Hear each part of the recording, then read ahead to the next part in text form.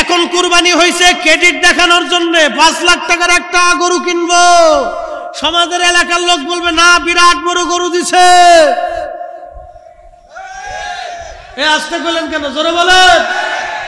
এ কুরবানি হবে? লাভ নেই, শুধু গরুটাই জবাই হবে,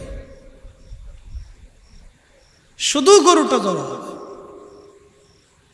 সমাজ দেখানোর জন্য, রাষ্ট্র দেখানোর জন্য, ক্রেডিট হাসিল করার জন্য, গোশত পাওয়ার জন্য, গোশত খাওয়ার জন্য, ফ্রিজে উঠানোর জন্য, বাহবা নেওয়ার জন্য কুরবানি যারা করে, স্ত্রীকে খুশি করার জন্য, সন্তানকে খুশি করার জন্য কুরবানি যারা করে, এই কুরবানির 4 পয়সা মূল্য নাই।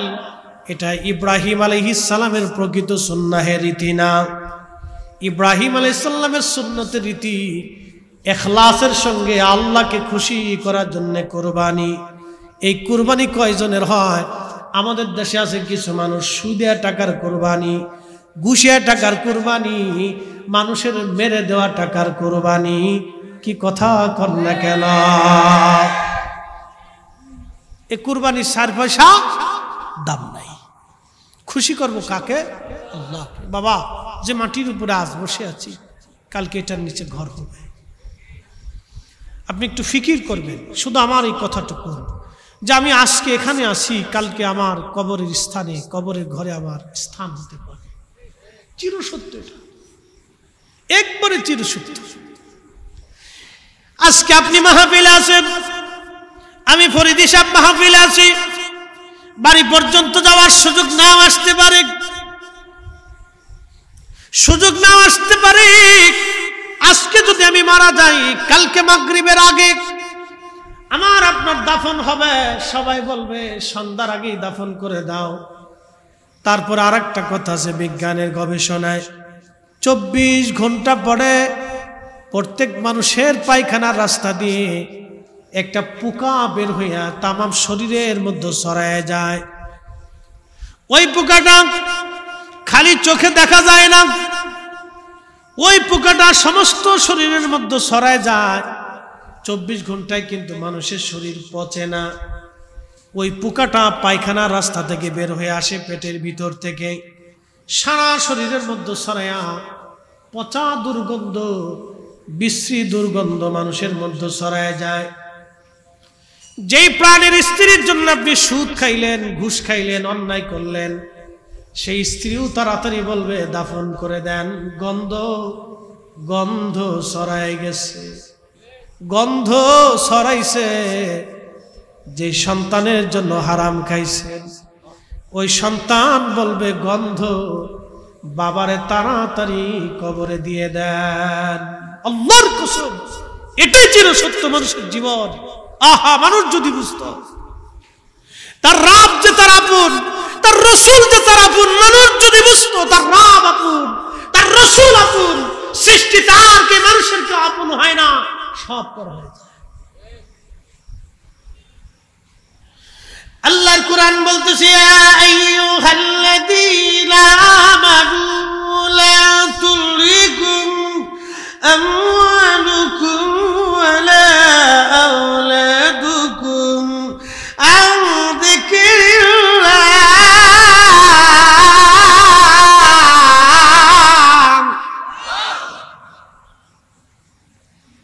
এই ইমানদার, সন্তানের প্রেমিক, সন্তানের মোহে, সম্পদের প্রেমে পড়ে আমি খোদা থেকে, আমি মালিক, আমি আল্লাহর জিকির থেকে তুমি জুদা হইও না। আমি আল্লাহর জিকির থেকে জুদা হইও না, নামাজ থেকে জুদা হইও না, হক হালাল থেকে জুদা হইও না, রোজা থেকে জুদা হইও না।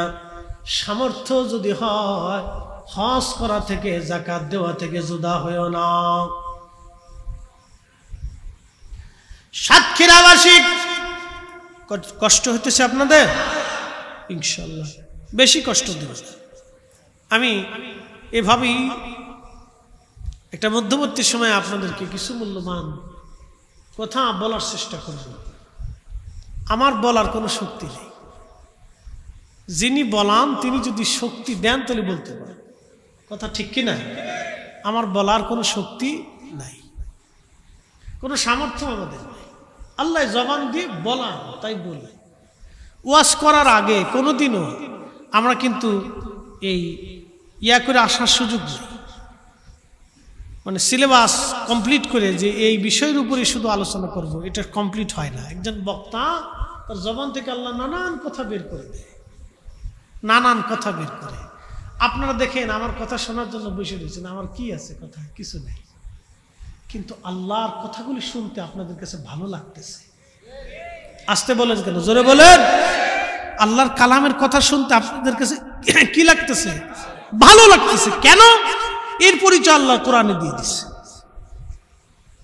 যে কেন ভালো লাগতেছে আল্লাহ এখানে বলে দিচ্ছে, ওয়াইদা তুলিয়াত আলাইহিম আয়াতুহু যাদাতুহুম ঈমানা।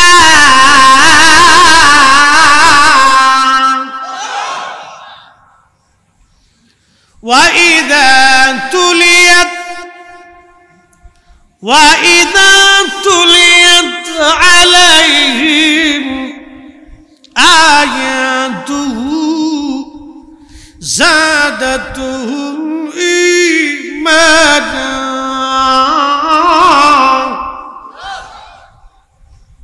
কোরআন বলতেছে তারা মুমিন যখন তাদের অন্তরে আল্লাহর স্মরণ, কোরআনের আয়াতগুলি তেলাওয়াত করা হয়, যারা মুমিন তাদের অন্তরে ঈমান বেড়ে যায়, ভালো লাগে, ভালো লাগে, ভালো লাগে, আরো শুনতে তাদের মন চায়। আর যারা মুমিন বেঈমান, কোরআনের আলোচনা শুনলে তাদের গায়ে জ্বালা ধরে যায়। কথা কোন ঠিক কিনা?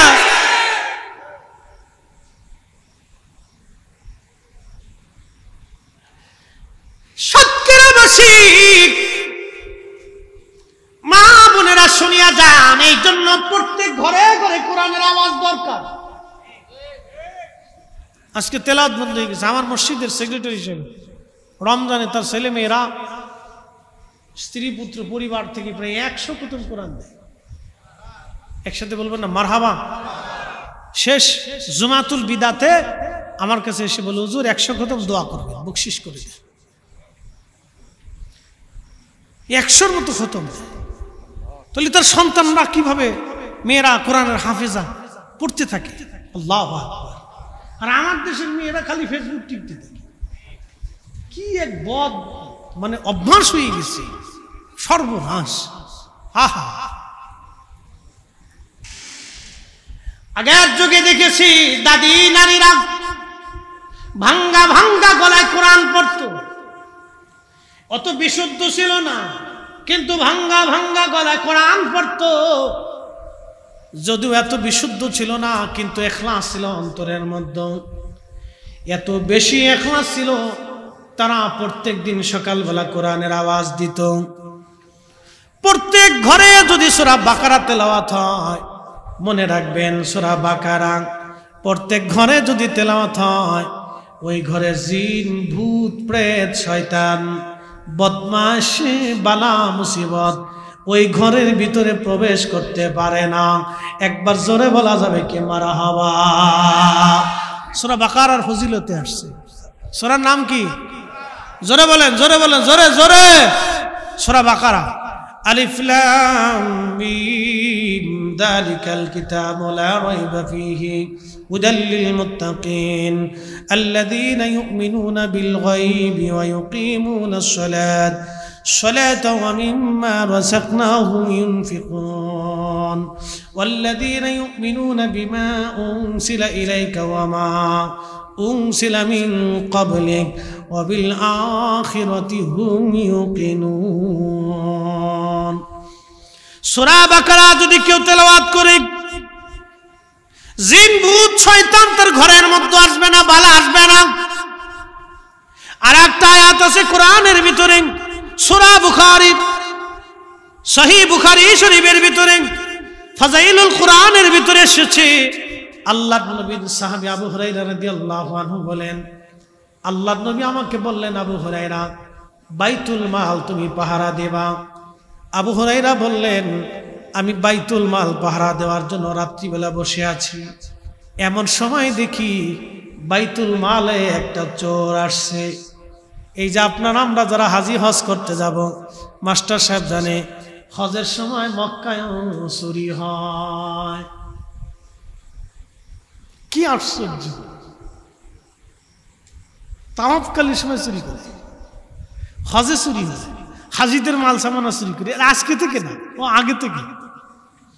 আচ্ছা আপনাদেরকে বলি, জবাব দিবেন তো, হজের মাল সামানা চুরি করে হিন্দুরা না? একসাথে বলে, হিন্দুরা, ইহুদিরা, খ্রিস্টানেরা, বৌদ্ধরা?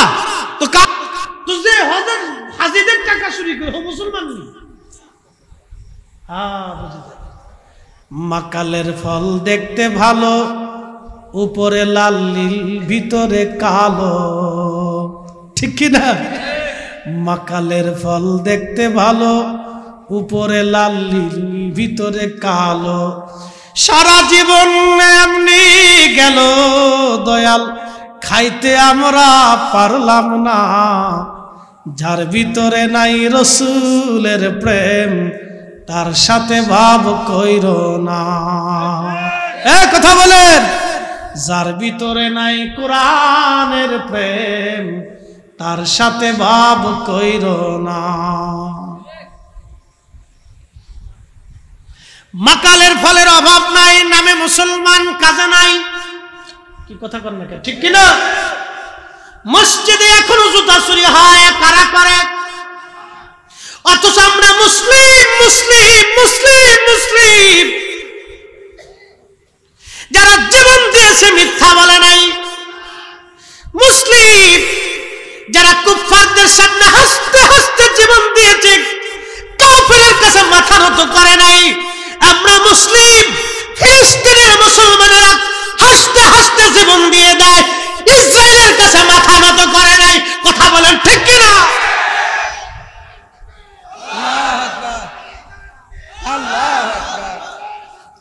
होशियार सावधान।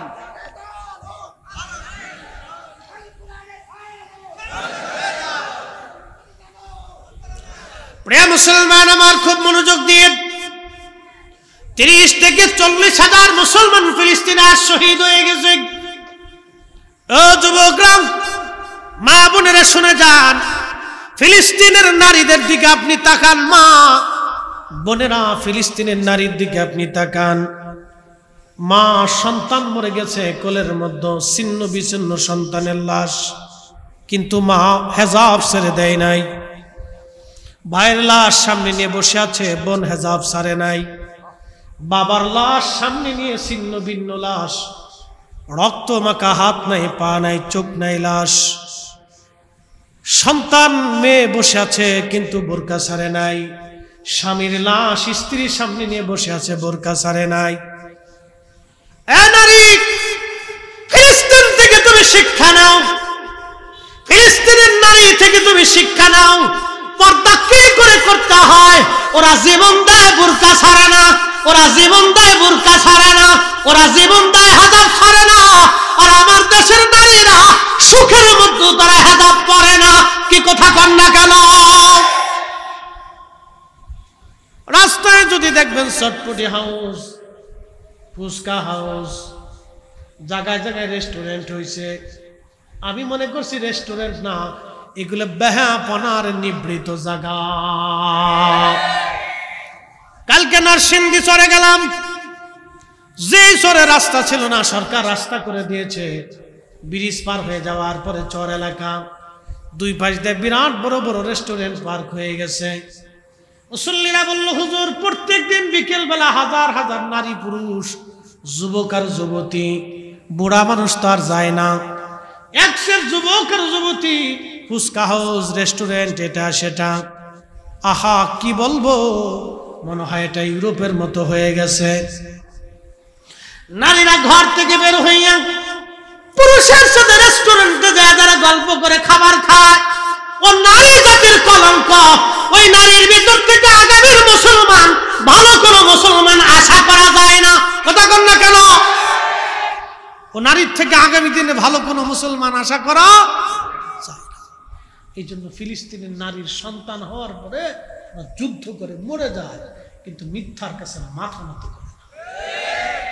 ছোট্ট বাচ্চাকে জিজ্ঞেস করেন কেমন আছো, বলে আলহামদুলিল্লাহ। কি অবস্থায় আছো, বলে হাসবুনাল্লাহু নি'মাল ওয়াকিল নি'মাল মাওলা ওয়া নি'মান নাসির। আহা, জবাব শুনলে প্রত্যেকটা শরীরের লোম খাড়ায় যায়। বলে কি বাচ্চা, কত দেমান মিসমার করে দিয়েছে, বোমা মেরে মেরে প্রত্যেকটা বিল্ডিং এ 2-4টি করে বোমা মারছে। একটা আবাদী শহর আজকে অনাবাদী করে দেওয়া হয়েছে, মাইলের পর মাইল শুধু কালো আর কালো, পারদ আর পারদ, বারুদ আর বারুদ। ধ্বংসস্তূপের মধ্য থেকেই তারা আল্লাহকে সিজদা দিচ্ছে। একটা বাচ্চাকে জিজ্ঞেস করা হলো, বলে ফ্যামিলির সবাই শহীদ হয়ে গেছে, শুধু আমি বেঁচে আছি। একটা বাবা মিষ্টি খাওয়াচ্ছে, মিষ্টি নাই তো চকলেট খাওয়াইছে সবাইকে। জিজ্ঞেস করা হলো, তুমি চকলেট খাওয়াচ্ছ কেন? বলে আমার ফ্যামিলি সব শহীদ হয়ে গেছে, আমার প্রত্যেকটা সন্তান শহীদ হয়ে গেছে, আমি খুশিতে মিষ্টি খাওয়াচ্ছি যে তারা জান্নাতে চলে গেছে, তারা জান্নাতে চলে গেছে, আমি খুশিতে মিষ্টি খাওয়াচ্ছি। পৃথিবীর সর্বশ্রেষ্ঠ জুলুম আজকে ফিলিস্তিনে হচ্ছে, পৃথিবীর নিকৃষ্ট জুলুম আজ ফিলিস্তিনের ভূখণ্ডে হচ্ছে। আপনি কল্পনা করতে পারবেন না, আমরা যখন আমাদের বাচ্চাদেরকে আদর করি তখন ফিলিস্তিনের মায়েরা তার সন্তানদের মুখে খাবার দিতে পারে না। পৃথিবীর বড় বড় বিবেকগুলি আজ নিঃসুপ,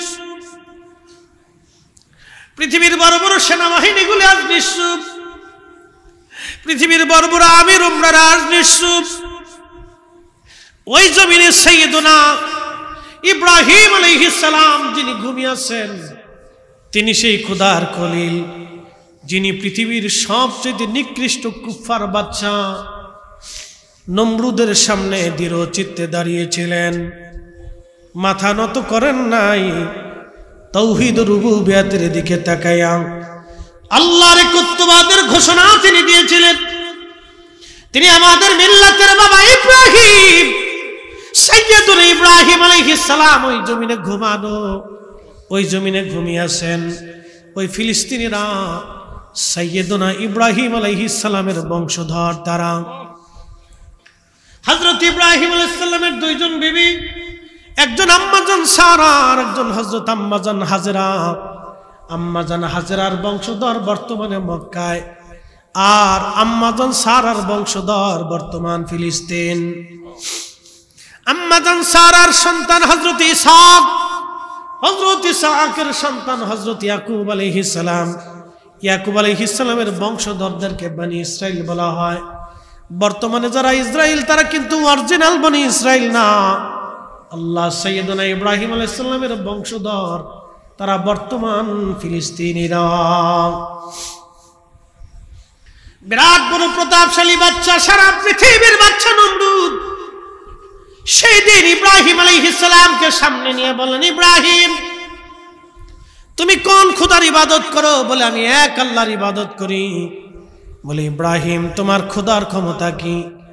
বলে আমার খোদার ক্ষমতা মৃতকে জিন্দা করেন, জিন্দাকে মৃত বানান।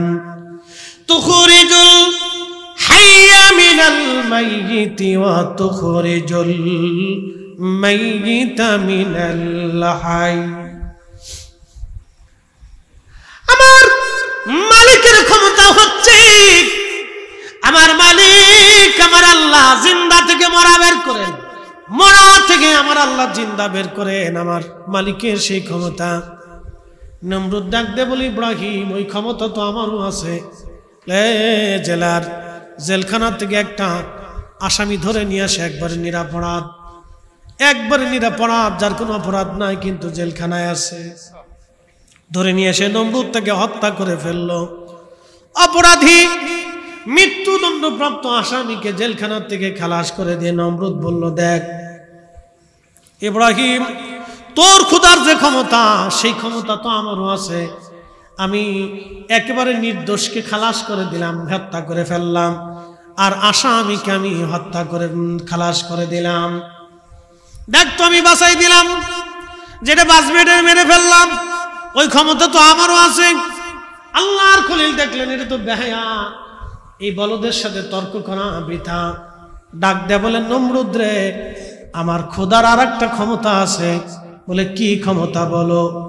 আমার খোদা প্রত্যেক দিন পূর্বাকাশ থেকে সূর্য উঠাইয়া পশ্চিমে ডুবায় দেয়। তোর যদি ক্ষমতা থাকে নমরুদ, পশ্চিম দিকে সূর্য থেকে উঠাইয়া পূর্ব দিকে ডুবায় দে দেখি। নমরুদ ডাক দিয়ে বলল, না, এটা তো সম্ভব হবে না। নমরুদ জানে সূর্য পশ্চিম থেকে পূর্ব দিকে উঠানোর কোনো সুযোগ নমরুদের নাই। ওই দিন সারা পৃথিবীর বাচ্চা ছিল নমরুদ। পৃথিবীর মধ্যে 4 জনকে আল্লাহ তামাম পৃথিবীর বাদশাহী দিয়েছেন। কিয়ামত পর্যন্ত আর কাউকে পৃথিবীর বাদশাহী আল্লাহ দিবেন না। 1 নম্বর হযরতে সুলাইমান আলাইহিস সালাম সারা পৃথিবীর বাদশা ছিলেন। 2 নম্বর বাদশা জুলকারনাইন। আহা, আল্লাহু আকবার। তিনি সাইয়েদনা ইব্রাহিম আলাইহিস সালামের কাছে কালেমা পড়েছিলেন। বাদশা জুলকারনাইনকে আল্লাহ তামাম পৃথিবীর বাদশাহী দিয়েছিলেন। তিনি হযরত ইব্রাহিম আলাইহিস সালামের কাছে কালেমা পড়েছিলেন। পৃথিবীর এমন কোন ইঞ্চি মাটি নাই, পৃথিবীর সূর্য ডুবে যেখানে অস্ত যায়, সমুদ্রের যেখানে সূর্য অস্ত যায় সেই পর্যন্ত বাদশা জুলকারনাইন সফর করেছিলেন। যেখান থেকে সূর্য উদিত হয় সেইখান পর্যন্ত বাদশা জুলকারনাইন গিয়েছিলেন। একবার জোরে বলা যাবে কি আল্লাহু আকবার? তেলের গাড়ি তেলে চলে,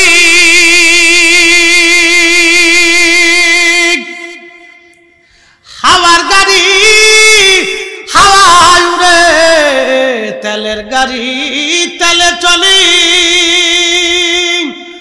হাওয়ার গাড়ি হাওয়ায় উড়ে, বিনা তেলে চালায় গাড়ি নবী সুলাইমান।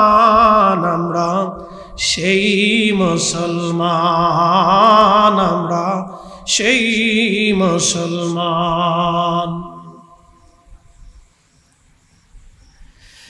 যেখান থেকে সূর্য উদিত হয় জুলকারনাইন সেই পর্যন্ত সফর করেছিলেন। এর সীমানা জাপান, এরপরে উত্তর কোরিয়ার কোনাকুনি দিয়ে রাশিয়ার একটা ভূখণ্ড, যেখানে এখন আর যাওয়া সম্ভব না। এটা খুব দুর্গম এলাকা। এর পাশে জনপদ ছিল। এই জনপদে একটা জাতিকে তিনি পেয়েছিলেন। সে জাতির নাম ইয়াজুজ আর মাজুজ। নূহ আলাইহিস সালামের 4টে বেটা ছিল, 4টে সন্তান। একটা সন্তানের নাম হাম, সাম, ইয়াফেস এবং কেনান। আবার বলে হাম, সাম, ইয়াফেস এবং কেনান। এই হাম এবং সাম, কেনান কাফের হয়ে মারা গেল, মহাপ্লাবনে ডুবে মারা গেল। আর একটা সন্তানের নাম ইয়াফেস। এই ইয়াফেসের বংশধর হলো ইয়াজুজ মাজুজ। ইয়াজুজ মাজুজের দৈর্ঘ্য হবে 120 গজ, বড় বড় লম্বা, খুব বড় বড় জোয়ান মধ্য হবে, খুব বিভৎস হবে তারা। তাদের চুল দাড়িগুলি থাকবে লাল আর কালো। আমাদের চুল দাড়ি লাল আর সাদা, আর ইয়াজুজ মাজুজের চুল দাড়ি থাকবে লাল আর কালো। তাদের চেহারা হবে বিভৎস, সুঠাম দেহের, বিরাট বড় শক্তিশালী। তারা পৃথিবীতে যখন আসবে, ঈসা আলাইহিস সালাতু ওয়াস সালাম যখন দুনিয়াতে আসবেন, পৃথিবীর কিয়ামতের আগে দুনিয়াতে আসবেন, ভূমধ্য সাগর, আরব সাগর থেকে শুরু করে পৃথিবীর বড় বড় সাগরের পানিগুলি তারা খেয়ে শেষ করে ফেলে দিবে। এত পরিমাণে তারা হবে, এত শক্তিশালী তারা হবে, পৃথিবীর মানুষ মেরে মেরে একবারে মিসমার করে দিবে। সেই দিন শুধু পাক্কা ইমানদার ছাড়া আর কেউ বাঁচবে না। একসাথে বলবেন আল্লাহু আকবার। না না, আরো জোরে বলেন আল্লাহু আকবার। মক্কা মদিনায় তারা ঢোকার সুযোগ পাবে না। আরো জোরে বলবেন আল্লাহু আকবার। দাজ্জাল মক্কা মদিনায় ঢুকতে পারবে না। সেই দিন পাক্কা ইমানদার ছাড়া আর কেউ বাঁচতে পারবে না। সেই ইয়াজুজ মাজুজ পৃথিবীতে আসতো, মাঝে মধ্যে আক্রমণ করতো, মানুষ মেরে ফেলতো। লোকেরা বলল, বাদশা জুলকারনাইন, আপনি দয়া করে আমাদের জন্য ওই মানুষগুলি থেকে বাঁচান যারা বিভৎস এবং খুবই জালিম, যারা জুলুম করে, অন্যায় করে। এই জন্য পৃথিবীতে যারা জুলুম করে, অন্যায় করে, তারা ইয়াজুজ মাজুজের বংশধর, তাদের রক্তের মধ্যে ইয়াজুজ মাজুজের রক্ত আছে। এরা নিকৃষ্ট, আল্লাহ জুলুম বাসকে পছন্দ করে না। জুলুম অবশ্যই ধ্বংস হয়ে যাবে, ন্যায় পৃথিবীতে প্রতিষ্ঠিত হবে। কথা বলেন ঠিক কিনা? ফিলিস্তিন আবার বিজয় হবে। কথা বলেন ঠিক কিনা? ইসরায়েলের পণ্য কোকা কোলা, পেপসি, এই ফান্টা, তারপরে আরো কিছু কিছু প্রোডাক্ট আছে, তারপরে Nestle company, Nestle coffee toffee খান, এই ইসরায়েলের পণ্য, এগুলি খাবেন না, কিনবেন না, এগুলি বয়কট করবেন। পেপসি, কোকা কোলা, নেসলে কোম্পানির পণ্যগুলি, এই যে যারা জানেন না এখন জানতেছেন, এগুলি কিনবেন না, এটি ইসরায়েলের প্রোডাক্ট। আপনি 1 টাকা দিয়ে যদি কিনেন তাহলে বুঝলেন আপনি ফিলিস্তিনের ভাইয়ের বুকে গুলি করছেন, আপনি জুলুমে সাহায্য করছেন। কি কথা বল না কেন? জোরে বলেন। কষ্ট হচ্ছে আপনাদের? তাহলে একসাথে জোরে বলেন আল্লাহু আকবার। আমাদেরকে ন্যায়ের পথে থাকতে হবে। কথা বলেন ঠিক কিনা?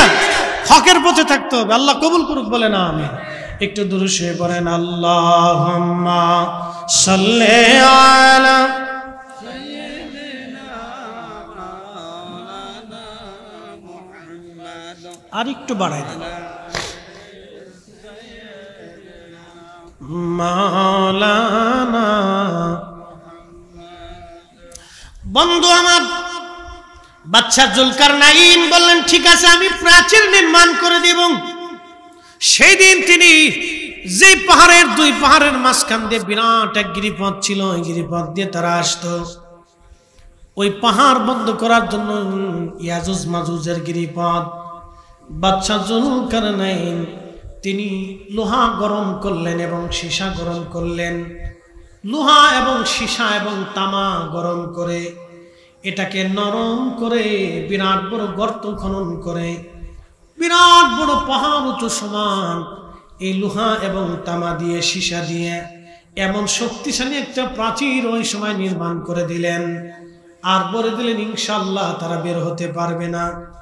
কিন্তু ইয়াজুজ মাজুজ প্রত্যেক দিন ওই প্রাচীরটা ভাঙ্গার জন্য চেষ্টা করে। তারা মানব জাতির একটা অংশ, কিন্তু খুবই শক্তিশালী। ওই প্রাচীরটা ভেঙে ফেলে দেওয়ার জন্য চেষ্টা করে। সন্ধ্যা থেকে, এই সকাল থেকে সন্ধ্যা পর্যন্ত তারা চেষ্টা করে এটা ভাঙ্গার জন্য। সন্ধ্যা যখন লাগে তখন একেবারে শেষ প্রান্তে তারা চলে আসে। ওদের যিনি রাজা আছে, এই রাজা সর্দার, সে বলে যে চলো সন্ধ্যা লেগে গেছে, আগামীকাল আবার আমরা খুঁজবো, এই প্রাচীর ভেঙে আমরা পৃথিবীতে আক্রমণ করব। কিন্তু সকালবেলা এসে তারা দেখে পুনরায় সেই প্রাচীর আবার নির্মাণ হয়ে যায়। আল্লাহর নবী বললেন কিয়ামতের আগে ঈসা আলাইহিস সালাম যখন দুনিয়াতে আসবেন, তখন ইয়াজুজ মাজুজ দুনিয়াতে আসার আর সময় আসবে। তখন ওই যিনি সর্দার থাকবে, তিনি প্রাচীর ভাঙ্গার যখন সন্ধ্যাবেলা আসবে, সন্ধ্যা আসার সময় প্রাচীর ভেঙে একেবারে শেষ প্রান্তে চলে আসবে, তখন ওই যিনি সর্দার থাকবে তিনি বলবে চলো আমরা ফিরে যাই, কালকে সকালবেলা আবার আমরা আসবো, ইনশাআল্লাহ কালকে আমরা এটা ভেঙে ফেলবো। এত কোটি লক্ষ বছর পার হয়ে যাবে, তারা ইনশাআল্লাহ বলবে না। হাজার হাজার বছর চলে যাবে, ইনশাআল্লাহ বলবে না। কিন্তু যেই দিন ইনশাআল্লাহ বলবে, সেই দিন প্রাচীর তারা ভেঙে ফেলে দিয়ে দুনিয়ার মধ্যে তারা এত দ্রুত গতিতে ছড়ায় যাবে যে ভূমধ্য সাগরের মধ্যে কোনো পানি থাকবে না, কোনো নদীর পানি তারা অবশিষ্ট রাখবে না, সব খেয়ে দে একবারে সাবার করে দিবে। মানুষ মেরে মেরে সাফ করে ফেলবে, পৃথিবীতে বিভৎস লেগে যাবে, ইমানদার ছাড়া কেউ বাঁচতে পারবে না। সমস্ত মানুষেরা হযরতে ঈসা রূহুল্লাহ আলাইহিস সালামের কাছে যাবে, ওগো আল্লাহর নবী, আপনি তো এই নবীর উম্মত হয়ে আসছেন, আপনার দোয়ার বরকত আছে, ইয়াজুজ মাজুজের অত্যাচারে আমরা ধ্বংস হয়ে যাচ্ছি, পৃথিবী নিশ্চিহ্ন হয়ে যাচ্ছে, আপনি ওদের জন্য বদদোয়া করে দেন। হযরতে ঈসা রূহুল্লাহ আল্লাহর দরবারে হাত বাড়াবেন, রব্বি, এত বড় শক্তিশালী জাতি, যাদের সাথে যুদ্ধ করার মতো সেনাবাহিনী আমাদের নাই, আল্লাহ তুমি এই জাতিকে ধ্বংস করে দাও। দেখবেন ইসরায়েল একদিন ধ্বংস হবে, আল্লাহর দরবারে এমন একজন হাত মারা কেঁদে ফেলবে, যার হাত আমার আল্লাহ আসমান থেকে ফিরাবে না। কি কথা বলেন, ঠিক না বেঠে?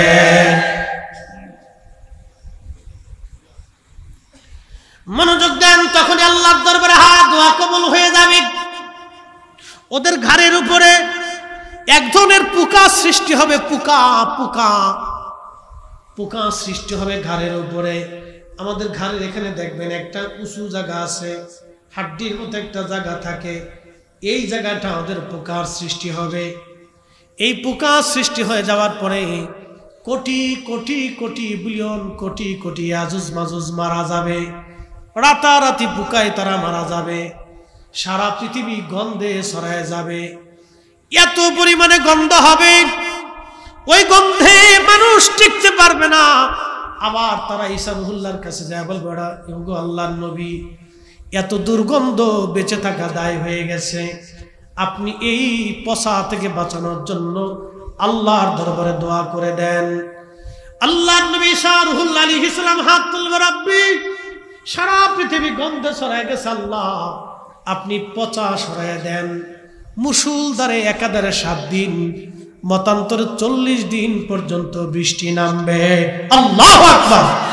না না, আরো জোরে, আরো জোরে, জোরে জোরে। বৃষ্টি কার রহমত? জোরে বলেন কার? ওই আপনাদেরকে আল্লাহ উপকূলীয়বাসীদেরকে কষ্ট দেয়, কিন্তু সারা বাংলাদেশের মানুষকে আল্লাহ আরাম দেয়। আপনাদের এই কষ্টের বিনিময়ে সারা বাংলাদেশে আল্লাহ আরাম দিয়ে দেয়। ফসা গলা, ময়লা, আবর্জনা, বিবর্জনা, রোগ ব্যাধি বৃষ্টির সাথে আল্লাহ ভাষায় নিয়ে চলে যায়। 7 দিন মতান্তরে 40 দিন একাধারে আকাশ থেকে মুষলধারে বৃষ্টি হবে। ওই বৃষ্টির পানিতে ইয়াজুজ মাজুজের লাশগুলি ভাসায় ভাসায় আল্লাহ সমুদ্রে নিয়ে চলে যাবে, সারা পৃথিবী পয়জন মুক্ত হয়ে যাবে। আল্লাহ নবী বলেন, উম্মতেরা, হযরত ঈসা নবী এবং ইমাম মাহদী সারা পৃথিবীতে এইরকম ভাবে ন্যায় ইনসাফ প্রতিষ্ঠিত করবে। কোনো সুদ থাকবে না, ঘুষ থাকবে না, কারো জমিন অন্যায়ভাবে দখল করবে না, হত্যা হবে না, কারো মাথায় বাড়ি মারবে না, কারো অন্যায়ভাবে ঘুষি দিবে না, কারো জমিন কেড়ে নেবে না, কারো মেয়ে নিয়ে কেউ পালিয়ে যাবে না, কারো ইজ্জতে কেউ হাত দেবে না, কাউকে বকা দিবে না, কাউকে গালি দিবে না। এই অন্যায় জুলুম পৃথিবী থেকে নিশ্চিহ্ন হয়ে যাবে, মিসমার হয়ে যাবে সেই দিন। এমনকি কোনো পশুর সাথে সেই দিন জুলুম করবে না। আল্লাহ নবী বললেন, সেই সময় আল্লাহর জমিন আল্লাহ এত পরিমাণে নিয়ামত দিবে, এত পরিমাণে আল্লাহ বরকত দিবে যে একটা আনারের ফল দিয়া সারা গ্রামের মানুষকে শেষ করতে পারবে না। একটা গাভীর দুধ দিয়ে সারা গ্রামের মানুষ খাবে, কিন্তু গাভীর দুধ সেই দিন শেষ হবে না। একবার জোরে বলা যাবে কে মারহাবা? বুঝতে অসুবিধা হয়? এই নিয়ামতটা একটা কারণে হবে, ন্যায়ের কারণে। আমাদের বাংলাদেশের মানুষের তকদির চেঞ্জ হয় না কেন জানেন? ন্যায় নাই। কি কথা বল না কেন? মামলা যে করে সে অর্ধেক মিথ্যা লেখে, অর্ধেক সত্য লেখে। মামলা করার আগে উকিলের কাছে যা পরামর্শ করে যে কিভাবে মামলা সাজাইলে মামলাটা জটিল হবে। মামলার শুরুটাই হয় মিথ্যা দিয়ে। বাংলাদেশের 100% মামলা, 99% মামলা মিথ্যা। আমি কিন্তু খারাপ বলি নাই, ডোন্ট মাইন্ড, খারাপ নিবেন না। মামলার শুরুটা হয় মিথ্যা দিয়ে, তখন প্রশাসন চিন্তা করে এটা স্টার্ট হয়েছে মিথ্যা দিয়ে, এটা শেষও হবে মিথ্যা দিয়ে। এই জন্য সবাই কয় খালি মাল নিয়ে আসো।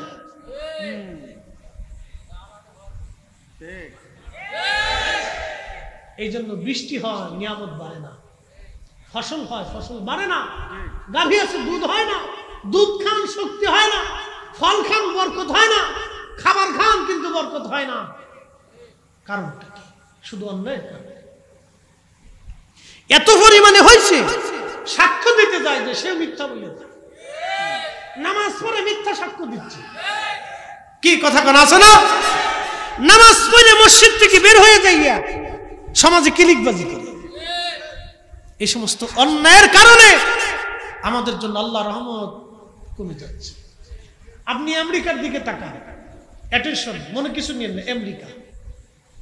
আমেরিকার যেই মেয়েরা হাফ প্যান্ট পরে চলে, সেই মেয়েরা ইসরায়েলের বিরুদ্ধে ফিলিস্তিনের জন্য তারা মাঠে নেমে পুলিশের সাথে মারামারি করতেছে। আপনি দেখেন ইউনিভার্সিটির ছেলেরা মেয়েরা, কারণ কি? ওরা ধর্মের জন্য, ওরা মানবতার জন্য। যে অন্যায় ভাবে মানুষগুলিকে মেরে ফেলে দেওয়া হচ্ছে, পৃথিবী নীরব থাকবে শুধু এই মেয়ের জন্য। ওদের নারীরা অর্ধ উলঙ্গ থাকে, সন্তান জন্ম দেয়, কিন্তু একটা ঘুষখোর পাবেন না। যাই দেখেন ফলের ভিতরে ফরমালিন দেয় না, খাবারের ভিতরে বিষ মিশাই না। আর আমার দেশে শিশুর খাবারের ভিতরে বিষ মিশানো হয় লাভের আশা। প্রশাসনের উচিত এইগুলিকে গুলিস্তানের মোড়ে, আনাহে যাত্রাবাড়ির মোড়ে মিডিয়ায় গিয়ে ওর কাবুর উষা করিয়ে একবারে কায়দা মতো বেদ দিয়ে পিটিয়ে সামরা উঠে ফেলাই দেওয়া। আমার সন্তান, আমার বাচ্চার ক্যান্সার হচ্ছে, ছোট্ট বলে একটা বাচ্চা হার্ট স্ট্রোক করতেছে, ব্লাড ক্যান্সার রূপান্তরিত হচ্ছে, ওর ফ্যাপসা কই যে নষ্ট হয়ে যাইতেছে। কারণটা কি? এই সমস্ত ভেজাল খাবারের জন্য। অতি লোভে, বিরাট লাভের জন্য এই মানুষগুলি খাবারের ভিতর বিষ মিশিয়ে দিতেছে। মানুষে করতেছে বাবাজি, এরা মানুষে করে। আহা, আমি নবী না মানিলাম, কি যে ভুল করিলাম, ভস্মে ঢালিলাম ঘি, মানুষ হইয়া ভবেতে আসিয়া মানুষের করিলাম কি। মানুষ হইয়া ভবেতে আসিয়া মানুষের করিলাম কি। মানুষ মানুষকে হত্যা করে। একটা ছোট্ট শিশু মেয়ে মানুষ থেকে নিরাপত্তা নেই। এই আপনার মেয়েটাকে, 6 বছরের মেয়েটাকে রাস্তায় ছেড়ে দিয়ে রাতে ঘুমাইতে পারবেন? কিসের ভয়? শিয়ালে নিবে না, কুত্তায় নিবে না, ওরা মানুষই নিয়েছে। তার মানে আত্মহত্য হচ্ছে আমরা পশু পাখি শিয়াল কুত্তার চাইতে নিকৃষ্ট হয়ে গেছি। আমরা মানুষ নামের মানুষ কলঙ্ক হয়েছি, মানুষ নামের মানুষ হতে পারি নাই। কথা বলেন ঠিক না? নারায়ে তাকবীর, নারায়ে রিসালাত, মুফতি জহিরুল ইসলাম ফরিদি। আমরা মানুষ হতে পারি না, মানুষ হতে হবে আমাদেরকে মানুষের মতো। আল্লাহর নবীর তরিকায় মানুষ হতে হবে আমাদেরকে। সাহাবীদের জামানাতে, সাহাবায়ে কেরামের জামানাতে যে মানুষেরা দিনে দুপুরে মানুষ জবাই করত, আল্লাহ রাসূলের দর্শে বসে জীবন পরিবর্তন হয়ে গেল। এত পরিবর্তন হলো, আহা, নিজেরা ক্ষুধার্ত থেকে গরিবদেরকে খাবার দিতে। সাহাবীদের জীবনে এত পরিবর্তন হয়ে গেল, পৃথিবীর সর্বশ্রেষ্ঠ মানুষের রূপান্তরিত হল। নবী বলে গেলেন, আসহাবী কান নুজুম, আমার সাহাবীরা আকাশের নক্ষত্রের মতো। একসাথে বলা যাবে না আল্লাহু আকবার? পৃথিবীর শ্রেষ্ঠ মানুষের রূপান্তরিত হলেন। কারণ কি? রাসূলের দর্শে বসে মানুষের মতো মানুষ হয়ে গেছে। প্রিয় সাক্ষীরা মুসলমান, বলছিলাম কথাগুলি অনেক আমাদের বুঝে যাওয়া দরকার, আমাদের শিখে যাওয়া দরকার। খুবই মনোযোগ দিয়ে কথাগুলি আর শুনে যাবেন। একটা ঘটনা বলি, আপনাদের মাঝ থেকে বিদায় নিব। হযরতে ওমর রাদিয়াল্লাহু আনহু বসে আছেন। ও যুবক বন্ধুরা, আমার মা বোনেরা, কথাগুলি শুনে যান। হযরত ওমর বসে আছেন মসজিদে নববীর বারান্দায়। ঠিক এমন সময় লোকেরা একটা যুবক ছেলেকে ধরে নিয়ে আসছে। হযরত আমিরুল মুমিনিন বললেন, লোকেরা তোমরা এই যুবকটাকে কেন ধরে নিয়ে আসছো বলো?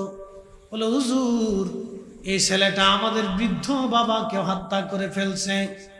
আমিরুল মুমিনিনের কাছে আসছি, তিনি যেন আল্লাহর কোরআন অনুযায়ী ফয়সালা করে দেন, আল্লাহর বিধান অনুযায়ী ফয়সালা করে দেন। হযরতে ওমর রাদিয়াল্লাহু আনহু তিনি যুবককে ডাক দিয়ে বলেন, যুবক রে, তুমি কি তাদের বৃদ্ধ বাবাকে মেরে ফেলছো? যুবক ডাক দিয়ে বলল, হ্যাঁ হুজুর, আমি তাদের বৃদ্ধ বাবাকে হত্যা করে ফেলছি। যুবক রে, কি জন্য তুমি মারছো বলো? বলে হুজুর আমার একটা উট আছে, এই উটের একটা বাচ্চা আছে, বাচ্চাটা খুবই সুন্দর, আমি তারে খুব মহাব্বত করি। এই উটের বাচ্চাটা খেলতে খেলতে খেলতে খেলতে এই উটের বাচ্চাটাই বৃদ্ধের বাগানে চলে গিয়েছিল।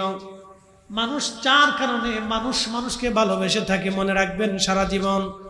চার কারণে মানুষকে ভালোবাসে। 1 নম্বর জামালিয়াত, 2 নম্বর কামালিয়াত, 3 নম্বর কারাবাত, 4 নম্বর এহসান। জামালিয়াত, কামালিয়াত, কারাবাত, এহসান। জামালিয়াত মানে সৌন্দর্য। মানুষ যদি সুন্দর হয় দেখবেন তারে খুব মহাব্বত করে। কার ইজ্জত নষ্ট করছে, আমার পর্দানিসীন বোনের বোরকার ইজ্জত নষ্ট করে দিয়েছে। বোরকা পরে যায় টিকটক বানাচ্ছে। কতটা নিকৃষ্ট মনের অধিকারী, নিচু মন, ছোট লোকের বাচ্চা। প্রায় মুসলমান সাক্ষীর আবাসিক, কষ্ট হইতেছে আপনাদের? হ্যাঁ, সারাত না, একবার কম দেব না। কালকে হলো আমার জুমা, আবার পরের দিন ফজরের নামাজ পড়ি এই হজ ক্যাম্পে চলে যেতে, একটা জ্বালা আছে। তো যা হোক ইনশাল্লাহ এই একবারে কম সার্ভিস দিবার না, ভয় নেই। আমার সোহেল ভাই বলতেছে, ভাইজান হুজুর আপনি আসছেন, শুকরিয়া, আপনি আসাটা আমাদের জন্য ভালো, আপনি আসছেন, পাইছি আল্লাহ। আসলে এই অঞ্চলে আমার একটু আশাটা কম। আমি চট্টগ্রাম লেন, সিলেট লেন, এই ময়মনসিংহ লেন, এই অঞ্চলে বেশি প্রোগ্রাম আমার বেশি হয়। প্রত্যেক দিন সিজনে এদিকে আবার ওই বাদমাগরিব, বাদাসা, রাত্রে, মিড রাইতে 2-3টে করে হয়। তো যার কারণে এই টানে আমার আসতে অনেক দূরত্ব হয়, বিধায় অনেক সময় ইচ্ছা থাকলেও আমি নিতে পারি না, মানে বেশি কষ্ট হয়ে যায়। তারপর যা হোক আল্লাহর ইচ্ছা, আসতে হবে ইনশাল্লাহ। আসবে। আপনাদের এই লেনে মানুষ ওয়াজ শুনতে খুবই আগ্রহী, একসাথে বলবেন না মারহাবা? একটা ভালো একটা দিক। তো মনোযোগ দেন, আমি শেষ দিকে চলে আসব, কথাগুলো একটু শোনার প্রয়োজন। এই যে কথা বলছিলাম আমরা, ওয়াজ কোথায় রাখছিলাম বলেন তো? জামালিয়াত, কামালিয়াত, কারাবাত, এহসান। জামালিয়াত মানে সৌন্দর্য। আমার রসুল এত সুন্দর ছিলেন, একসাথে বলবেন আল্লাহু আকবার। এত সুন্দর, পৃথিবীর কোন মা এরকম সন্তান জন্ম দিতে পারে না। বিশ্ববিখ্যাত ইমাম হাফিজুল হাদিস, আজ থেকে 450 বছর আগের মক্কার ইমাম, ইমামুল হারামাইন আশ-শরীফাইন, মোল্লা আলী কারি মাক্কি হানাফি রাহিমাহুল্লাহ, তিনি মক্কাতে দর্শ দিতেন 450 বছর আগের ইমামুল হারামাইন, মানে মদিনা এবং হারামে, 2 হারামের ইমাম ছিলেন তিনি। আল্লাহু আকবার। মদিনাতেও তিনি হাদিসের দর্শ দিতেন, মক্কাতেও তিনি হাদিসের দর্শ দিতেন। এত বড় মুহাদ্দিস ছিলেন, সেই জমানার হাফিজুল হাদিস ছিলেন। 1 লক্ষ হাদিস মুখস্থ ছিল। সুবহানাল্লাহ, একসাথে বলবেন আল্লাহু আকবার। তিনি আমার রসুলের প্রশংসা একটা কিতাব লিখছেন, আল মাউরিদুর রাবি ফি মাউলিদিন নবী সাল্লাল্লাহু আলাইহি সাল্লাম। মিলাদুন নবী নিয়ে আপনারা বিতর্ক করেন না, এটা অনেকে বুঝে না। এটা এই বিতর্ক করে আমরা আরো মুসলমানদের ভিতর ভাগ করে দিচ্ছি। কি কথা কন না কেন? দলে দলে ভাগ করে দিছি। দেখেন 450 বছর আগের মক্কার ইমামুল হারামাইন তিনি মিলাদুন নবীর উপর কিতাব লিখছে, আমার ঘরে আছে, আল মাউরিদুর রাবি ফি মাউলিদিন নবী সাল্লাল্লাহু আলাইহি সাল্লাম।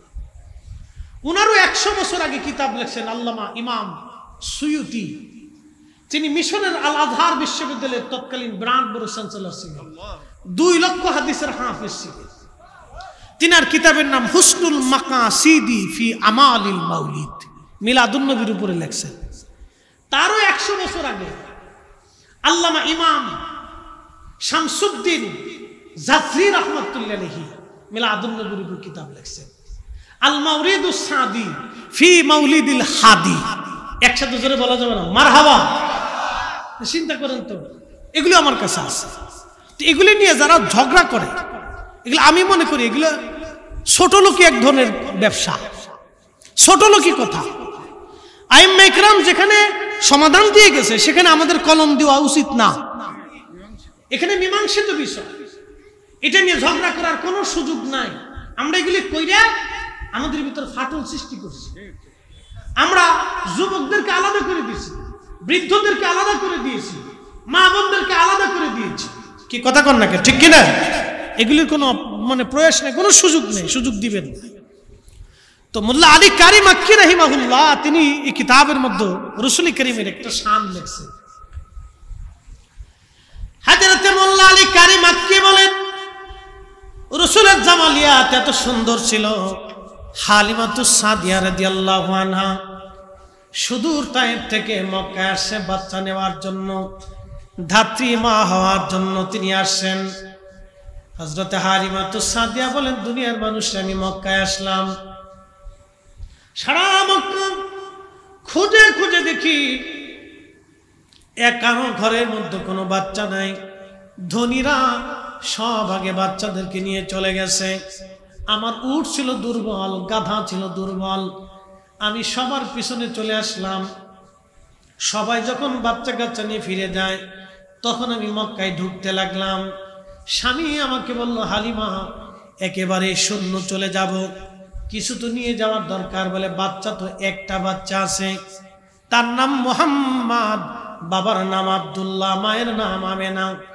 বাবা মৃত, সন্তানটা এতিম, দাদার ঘরে থাকে, কে তার ভরণ পোষণ দিবে, কে তার পয়সা দিবে? আমরাও তো নিজেরাও গরিব, এতিম বাচ্চা নিয়ে আমি কি করব? হালিমার স্বামী সেই দিন থেকে বলতেছে, হালিমা রে, বাচ্চাটা নেই বা না নেই, চলো না একটাবার বাচ্চাটা দেখে আসি কেমন। একবার জোরে বলা যাবে কি মারহাবা? ওরে এতিম বলে নিল না কেউ, নিলেন বিবি হালিমা, ঠিক কিনা? এতিম বলে সেই দিন কেউ থেকে নেয় নাই, কিন্তু হালিমা রাদিয়াল্লাহু আনহা নিলেন। হালিমা বললেন, আমি গেলাম, যাওয়ার পরে হযরত আমেনার ঘরে ঢুকলাম, দেখি তার বক্ষ মোবারকের উপরে সাদা রেশমের একটা কাপড় দিয়ে আবৃত করা, তার নিচে সবুজ একটা রেশমের কাপড় দিয়ে ঢেকে দেওয়া, এত সুন্দর সুঘ্রাণ। আমি ঘরের মধ্যে ঢুকে দোলনার পাশে গেলাম, দোলনার মধ্যে শোয়ানো ছিল, নবী ঘুমিয়েছিলেন। মোল্লা আলী কারি মাক্কি আল মাউরিদের মধ্যে আরো 27টা কিতাবের হাওয়ালা দিয়েছেন, 27টা কিতাবের মধ্যে লিখেছেন এইভাবে। হালিমা বলেন, আমি ভিতরে ঢুকলাম, ঢোকার পরে এত সুন্দর চেহারা কোন মা জন্ম দিতে পারে আমি হালিমা কোনদিন কল্পনা করি নাই। চিৎকার মেরে জোরে বলেন না মারহাবা। হযরত হালিমা বললেন, এত সুন্দর ছিলেন নবীজি, এত সুন্দর, এত সুন্দর আমাদের নবী ছিলেন, কোন মা এত চমৎকার সুন্দর বাচ্চা জন্ম দিতে পারে আমি কল্পনা করি নাই। সৌন্দর্যটা দেখে আমি হালিমা পাগল হয়ে গেলাম। ঘুম থেকে জাগানোর জন্য আমি বুকের উপর থেকে রেশমের কাপড় সরাইয়া প্রিয় নবীজির নরম সব বক্ষ মোবারকে আমার হাত দিয়ে আলতো আলতো করে আমি মেসেজ করতেছিলাম। আল্লাহর নবীর ঘুম ভেঙে গেল, আমার চেহারার দিকে তাকাইয়া নবীজি মুস্কি হাসি দিয়ে ফেললেন। ওই হাসি এত সুন্দর, হালিমা বললেন, দুনিয়ার মানুষ আমি পাগল হয়ে গেলাম, এত সুন্দর হাসি, আমি পাগল হয়ে গেলাম। আল্লাহু আকবার। হালিমা বলতেছেন, দুনিয়ার মানুষ শোনো, আমি সুন্দর চেহারার দিকে তাকায় রইলাম, পবিত্র জুলফি মুবারক, এই যে আপনারা ভুরু দেখেন, এই জুলফি মুবারকের মাঝখানের যে কপালের অংশ, এই অংশ থেকে একটা নূর মুবারক বের হইয়া খিলালাস সামা, মধ্য আকাশ পর্যন্ত এই নূর চলে গেল। আমি হালিমা এই নূর মুবারকের দিকে তাকাইয়া, আল্লাহর নবীর দিকে তাকাইয়া বিমোহিত হয়ে দেখতে লাগলাম। একবার জোরে বলা যাবে কি আল্লাহু আকবার। 450 বছর আগের মক্কার ইমাম তিনি লিখতেছেন, খিলালাস সামা, মধ্য আকাশ পর্যন্ত নূর চলে গেল। হালিমাতুস সাদিয়া বলতেছেন, আমি আশ্চর্য হয়ে তাকিয়ে দেখতে লাগলাম। পরে জুলফি মুবারকের মাঝখানে চুমা লাগাইলাম। চুমা লাগে আমি কোলের মধ্যে নিলাম। কোলের ভিতরে নেওয়ার সাথে সাথে আমার এত রহমত আল্লাহ আমার শরীরে দিয়ে দিল। আমি দুর্বল ছিলাম, ক্ষীণ ছিলাম। নবী কোলে আসার সাথে সাথে আল্লাহ আমার সবল বানাই দিল। আমার উট লাফাইতে লাগলো, লাফাইয়া দৌড়াইয়া আমার উট কাবা শরীফের সামনে যায় সেজদায় পড়ে গেল। না একসাথে বলেন আল্লাহু আকবার, আরো জোরে বলেন আল্লাহু আকবার। ওরে বনের যত পশু গান ভক্তি করতই দুই চরণ, মেঘমালা ছায়া দিত গায় গো নবীজি, গোলামেরে দেখা দিবেননি, কাঙ্গালেরে দেখা দিবেননি গো নবীজি, গোলামেরে দেখা দিবেননি।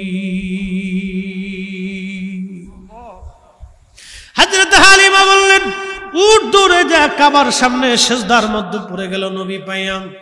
এরপরে আমি গাধার উপরে চললাম। আমি আমার রসুলকে কোলের মধ্যে নিলাম। সাইয়্যেদা আমেনা রাদিয়াল্লাহু আনহা তিনি আমাকে মুহাম্মদ আমিনকে কোলের মধ্যে দিয়ে বলেন, হালিমা তুমি জানো আমার সন্তানের শান কি? হালিমা আমার সন্তান সম্পর্কে তোমার তেমন কোনো ধারণা নাই। হালিমা আমি তার মা, শোনো রে হালিমা, আমার এই সন্তানের নাম আমি রাখি নাই, আমি ঘুমিয়ে থাকতাম। আমার পেটের মধ্যে কোনো বাচ্চা ছিল আমি বুঝতাম না, আমার পেটের মধ্যে কোনো সন্তান আছে আমি জানতাম না।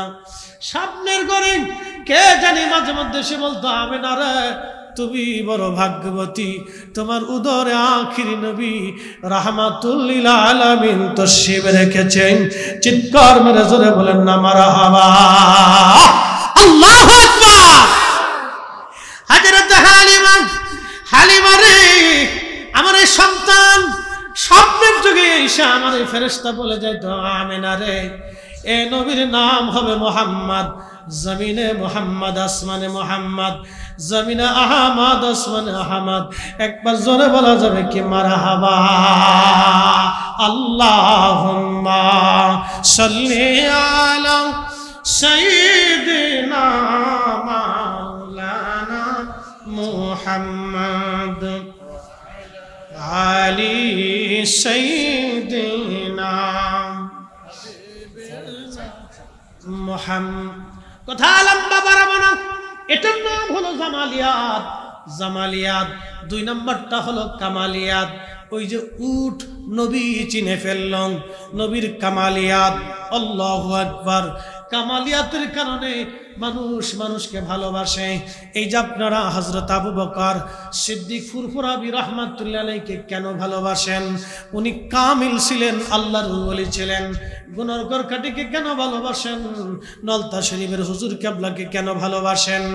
শাহজালালকে কেন ভালোবাসেন? খানজাহান আলীকে কেন ভালোবাসেন?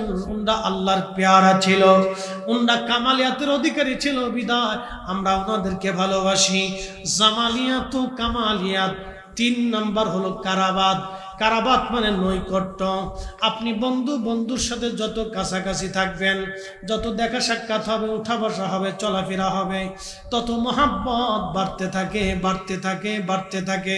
এটার নাম কারাবাত। এই জন্য সন্তানদেরকে সময় দিতে হয়, স্ত্রীকে সময় দিতে হয়, ফ্যামিলিকে সময় দিতে হয়, সমাজকে সময় দিতে হয়, মানুষদেরকে সময় দিতে হয়, বন্ধু বান্ধবদেরকে সময় দেওয়া লাগে। এটার নাম কারাবাত।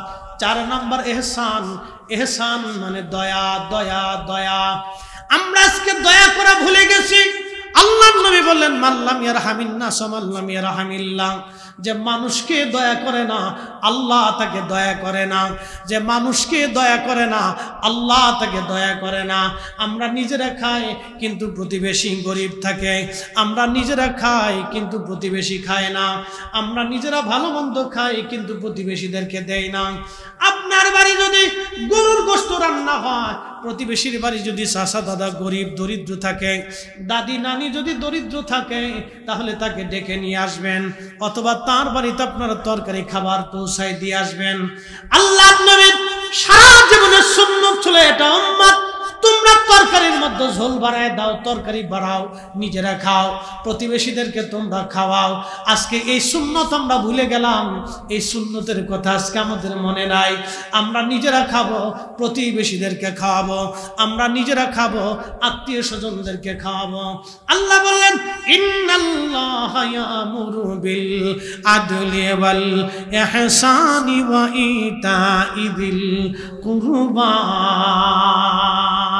তোমাদেরকে হুকুম করলাম পৃথিবীর মধ্যে তোমরা ন্যায় করবা, অন্যায় করবা না, আর ইহসান করবা, দয়া করবা, মায়া করবা, দয়া করবা, মায়া করবা, মানুষকে দয়া করবা, সৃষ্টিকে দয়া করবা, মাখলুককে দয়া করবা, মানুষকে দয়া করবা। যার অন্তরে দয়া নাই সে মানুষ হতে পারে না, যার অন্তরে ভালোবাসা নাই সে মানুষ হতে পারে না, যার অন্তরে মায়া নাই সে মানুষ হতে পারে না।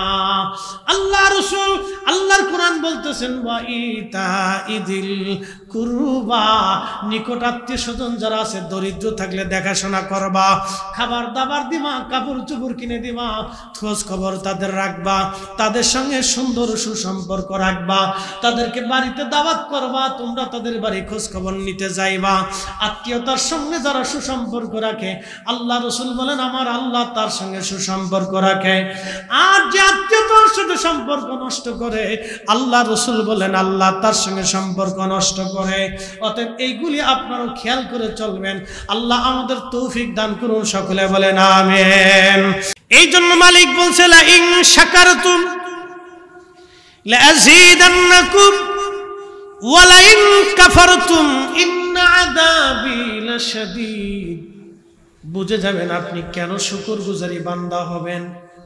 একটু খেয়াল করবেন আমার যুবক ভাই যারা আছেন, মুরব্বী বাবা যারা আছেন, আমার মায়েরা যারা আছেন, আমি যতটুকু জানি সাতক্ষীরার মানুষ ওয়াজ নসিহত শুনতে খুবই প্রিয়। তারা ওয়াজ শুনে এবং ওয়াজ দীর্ঘ সময় তারা শুনতে তারা ভালো পায়। মনোযোগ দিবেন, আমার মালিক কত বড় রব। আমার রব আল্লাহ বললেন বান্দা তুমি আমি আল্লাহর দেওয়া নিয়ামতের শুকর আদায় করো না, শুকরিয়া করিও না। আপনাদের বাড়িতে কুকুর আছে দেখবেন, এই কুকুরকে আপনি খাবার খাওয়াবেন, ওরা আদর করবেন, ও আপনার বাড়ির সামনে পাহারা দিতে দিতে জীবন দিয়ে দিবে, কিন্তু কুকুর আপনার দরওয়াজা ছাড়বে না। কারণ কি? এই কুকুরটা আল্লাহর আইন মানে, এই কুকুর আল্লাহর আইন মানে, কিন্তু আমরা মানুষ আল্লাহর আইন মানলাম না। কুকুরকে আল্লাহ সৃষ্টি করে বলে দিলেন কুকুর দুনিয়ার মানুষের আনুগত্য করার জন্য তোকে তৈরি করলাম, তুই বাড়িতে পাহারা দিবি, ওই বাড়ি খাবি, তোরে পচা গলা দিক ভালো মন্দ দিক তোরে ল্যাব কথা দেবে না, তোর ভালো বাসন হবে না, দামি খাবার হয়তো জুটবে না, বাড়ির উচ্ছিষ্ট পচা গলা ফ্যান ভাত, পচা গলা বাসি পান্তা তোর জন্য আমি আল্লাহ বরাদ্দ করে দিলাম, হাড্ডিগুলি বরাদ্দ করলাম, উচ্ছিষ্ট পচাগুলি বরাদ্দ করে দিলাম, কিন্তু তুই আমার বান্দার বাড়ি খাবি, বেঈমানি করবি না। কুত্তা আল্লাহর আইন অনুযায়ী আমাদের বাড়ি খায়, কিন্তু বাড়ি পাহারা দেয়, বেঈমানি করে না। কিন্তু আমরা মানুষ আল্লাহরটা খাইলাম, আল্লাহরটা পড়লাম, আল্লাহরটা নিলাম, ভোগ বিলাস করলাম, তারপরেও আল্লাহর সাথে বেঈমানি নাফরমানি করি। কথা বলেন ঠিক কিনা? বুঝে যাবে, বুঝাটা জরুরি। এই জন্য আল্লাহ বললেন বান্দা আনিশকুরলি, তুমি আমার কৃতজ্ঞ হও, আনিশকুরলি তুমি আমার আল্লাহর কৃতজ্ঞ হও, আমি আল্লাহর প্রতি কৃতজ্ঞ হও। আল্লাহ বললেন আমি আল্লাহর প্রতি তুমি কৃতজ্ঞ হও, আমি তুমি আল্লাহর প্রতি কৃতজ্ঞ হও, শুকর আদায় করো, নাফরমানি করিও না, অকৃতজ্ঞ হইও না, নাফরমানি করিও না, অকৃতজ্ঞ হইও না, তুমি শুকর আদায় করো। বান্দা লা ইন শাকারতুম, শুকর আদায় করো। ওয়াশকুরুলি, ওয়ালা তাকফুরুন। বান্দা তুমি আমি শুকর আদায় করো, নাফরমানি তুমি করিও না, না শুকরিয়া তুমি করিও না, অকৃতজ্ঞ হইও না। প্রিয় সাতক্ষীরার মুসলমান, খুবই মনোযোগ দিয়ে শুনে যাবেন যে আল্লাহ বন জঙ্গলে পশু পাখি দিয়া, গাভীর দুধ আর উট ছাগল দুম্বা ভেড়া দিয়া, সন্তান আর স্ত্রী দিয়া, বাবার মা দিয়া, দুনিয়াদারি দিয়া, সুন্দর করে সমাজকর্ম, এই সবুজ শ্যামল পৃথিবী, আকাশ, চন্দ্র, সূর্য এবং বাতাস দিয়া যে আল্লাহ আমাদের কলিজাকে ঠান্ডা বানাইলেন। যদিও আপনারা সমুদ্রের পারের মানুষ, উপকূলীয় এলাকার মানুষ, আপনাদের কষ্ট হয়। এই যে দেখেন আল্লাহ একটা ঝড় তুফান আল্লাহ দিলেন সারা বাংলাদেশে। এই ঝড় তুফান শুধু যায় না, এর সাথে বৃষ্টিও আল্লাহ দিলেন। কোটি কোটি হেক্টর জমিতে আল্লাহ পানি দিয়ে ভরে দিলেন, সবুজ শ্যামল করে দিলেন। মেশিনের পানির ফসল, বৃষ্টির পানির ফসল এক না। বৃষ্টির পানির ভিতরে আল্লাহ প্রোটিন দিয়ে রাখেন, বৃষ্টির পানির ভিতরে বরকত লুকায়িত থাকে। ওই বৃষ্টির পানি যখন জমিনের মধ্যে পড়ে, জমিন সজীব হয়ে যায়, জমিনে ফসল বেড়ে যায়, গাছ তরুলতা সজীব হয়ে ওঠে। দেখেন, যদিও আপনাদের কষ্ট হয়েছে, কিন্তু কোটি কোটি মানুষের উপকার হয়েছে, কোটি কোটি মাখলুকের উপকার হয়েছে, কোটি কোটি ফসল, হেক্টর জমির ফসলের উপকার হয়েছে। যদিও আপনাদের অনেকের ক্ষতি হয়েছে, কিন্তু কোটি কোটি মানুষের উপকার হলো। এত প্রচন্ড গরম যিনি ঠান্ডা বানাই দিলেন, একসাথে বলেন সেই ক্ষমতার মালিককে। না না, হাত উঁচু করে বলেন কে? ঘূর্ণিঝড় কি আবহাওয়া অধিদপ্তরের অধীনে, আল্লাহর অধীনে? জোরে বলেন, কার অধীনে? তাহলে এই ঘূর্ণিঝড় আইন মানে কার? সূর্য আইন মানে কার? এই সমুদ্র আইন মানে কার? সুন্দরবনের গাছ কি আপনারা লাগাইছেন? তো লাগাইলো কে? এই হাজার হাজার বছর ধরে সুন্দরবনের গাছ আল্লাহ লাগাইয়া, সমুদ্রের পরে বিরাট বড় সুন্দরবন দিয়া আল্লাহ আপনাদেরকে প্রকাশ্য একবারে ওপেন ঝড় আর তুফান থেকে বাঁচাইয়া আল্লাহ আপনাদেরকে নিরাপত্তা দিলেন। তাহলে বলেন, দিন শেষে আইন মানব কার? না, চিৎকার মেরে বলেন, আইন মানব কার? সেজদা হবে কার? জিকির হবে কার?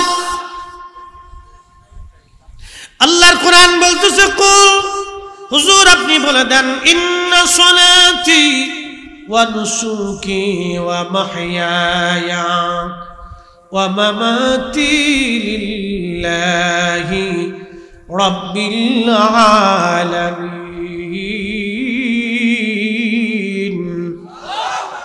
কুল, হুজুর আপনি বলে দেন, ইন্না সলাতি, সালাত আমি আল্লাহর জন্য, সালাত আমি আল্লাহর জন্য, নামাজ আমি আল্লাহর জন্য। নামাজের ভিতরে মানুষ শিরিক করে। বলে, হুজুর কি বললেন? হ্যাঁ বলতেছি, ব্যাখ্যা দিচ্ছি। নামাজের ভিতরে মানুষের শিরিক হয়। বলে, হুজুর সালাতের মধ্যে কি করে শিরিক হয়? আমি নামাজে দাঁড়াইছি, আমার অনেক মুসল্লি প্রত্যেক জুমাতে, অনেক আলেম ওলামাও থাকে, অনেক চোর ডাকাতও থাকে, লুচ্চে বদমাশও থাকে, সুদখোর ঘুষখোরও থাকে, ভালো মন্দও থাকে, আবেদ জাহিদও থাকে, বুজুর্গও থাকে, দুষ্টও থাকে, আবার তলবে এলুমও থাকে, একশের মুরব্বিও থাকে, যুবকও থাকে। চিন্তা করলাম, আমি নামাজে দাঁড়াইলাম, খতিব আমি যদি সুন্দর মতো লম্বা লম্বা সেজদা না দেই, মুসল্লি কি বলবে? মুসল্লির ভয়ের চিন্তা যখন অন্তরের মধ্যে আসবে, আল্লাহর ভয় অন্তর থেকে কেটে মুসল্লির ভয় চলে আসলো, তখনই নামাজের মধ্যে শিরিক ঢুকে গেল। তখনই আল্লাহকে ভয় বাদ দিয়ে আপনি জনগণকে ভয় পাইলেন, মুসল্লিরে ভয় পাইলেন, তখনই নামাজের মধ্যে শিরিক ঢুকে গেল। গ্রামে নামাজ পড়তে গেছে, বিআই বাড়িতে গেছে, বিআই চিন্তা করলো, বিআই আসেন মসজিদ, বড় সুন্দর নামাজে আসেন। বিআই চিন্তা করলো, নামাজে যদি না যাই তাহলে বিয়ের মন খারাপ হবে, আত্মীয়তার সম্পর্ক নষ্ট হবে, আত্মীয়রা মন্দ বলবে, এ সময় যদি নামাজ না পড়ি আত্মীয়রা মন্দ বলবে। ঠিক তখনই আত্মীয়তার ভয় যখন অন্তরে আসলো, আল্লাহর ভয় বাদ দিয়া তখনই নামাজের মধ্যে শিরিক ঢুকে গেল। সমাজে বিচার সালিশ বসেছে, চেয়ারম্যান সাহেব অথবা ইমাম সাহেব হুজুর অথবা পীর সাহেব হুজুর বললো বার সালিশ দরবার পরে করবো, জোহরের আজান পড়ছে, আসেন নামাজ পড়ে আসি। ওর ভিতরে দেখবেন কিছু সংখ্যক মানুষ বেনামাজি, নামাজ পড়ে না।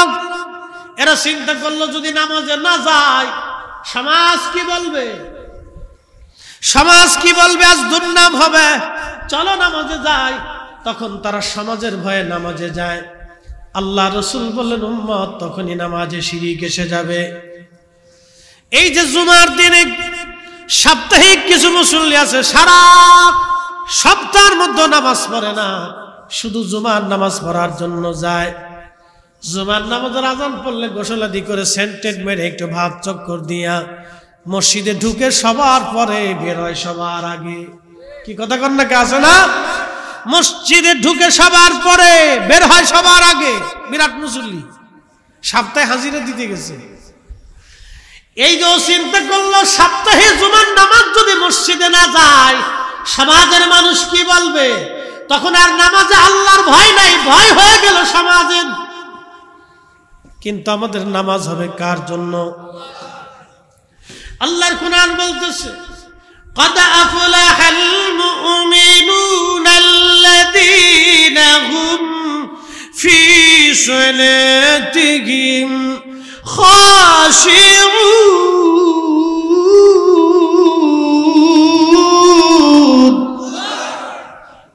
কোরআন শরীফ ভালো লাগে? একসাথে আবার জোরে বলুন আল্লাহু আকবার। আল্লাহর কোরআন বলতেছে হুজুর সফল কাম সে, কামিয়াবি হাসিল করলো সে, জিন্দেগি কামিয়াব তার যে নামাজের মধ্যে খুশু খুজু অবলম্বন করে একাগ্র চিত্তে শুধু আপনি আল্লাহর ভয়ে, আমি আল্লাহর ভয়ে, রাসূল আপনি বলে দেন আমি আল্লাহর ভয়ে, আমি আল্লাহর জন্য, আমি আল্লাহকে খুশি করার জন্য যে সালাতে দাঁড়ায় যায়, যে সিজদাতে চলে যায়, যে রুকুতে চলে যায়, এ নামাজি কামিয়াবি, সেই প্রকৃত মুমিন, সেই সফল কাম হবে। নতুবা সফল কামের আর কোনো সুযোগ নাই। এজন্য সালাত আল্লাহর জন্য হবে, নামাজ আল্লাহর জন্য হবে। সমাজের ডরে নামাজ হবে না, নামাজ হবে আল্লাহর ভয়ে। আল্লাহর জন্য নামাজে দাঁড়াবেন। কালকে জুমার দিন আসতেছে, এই জুমার দিনের ফজিলত আল্লাহ রাসূল উম্মতকে বলেন উম্মতেরা জুমার দিন আযান পড়ার সঙ্গে সঙ্গে ইয়া আইয়ুহাল্লাযীনা আমানু ইযা নুদিয়া লিস-সালাতি মিন ইয়াউমিল জুমআতি ফাসআউ ইলা যিকরিল্লাহি ওয়া যারুল বাই'। হে ঈমানদার, জুমার নামাজের আযান যখন পড়ে যায় তুমি বেচা বিক্রি বন্ধ করো, ব্যবসা বন্ধ করো, চাকরি বন্ধ করো, ক্ষেত খামার বন্ধ করো, সংসার বন্ধ করো, গরু ছাগল বন্ধ করে দাও, বেচা বিক্রি বন্ধ করো, সমাজ সমাজ বন্ধ করো, তোমার জীবনের সব চাহিদা বন্ধ করো। এখন নামাজের জন্য রেডি হও, নামাজের জন্য তৈরি হও। আল্লাহর স্মরণে মসজিদের দিকে তুমি ধাবিত হও। যালিকুম খায়রুল লাকুম ইন কুনতুম তা'লামুন। যদি তুমি বুঝো, যদি তুমি বুঝো এটার ভিতরে বিরাট কল্যাণ নিহিত আছে।